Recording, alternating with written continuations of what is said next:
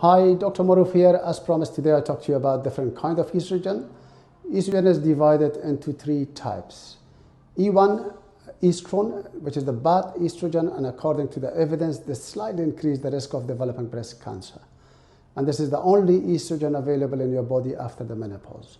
E2, estradiol, which is a neutral estrogen in relation to causing cancer, but this is the strongest estrogen in your body and is vital for brain and heart health. E3, estriol, this is a good estrogen which is cancer protective. Synthetic estrogen usually has E1 and E2. That's why there is a slight increased risk of developing breast cancer.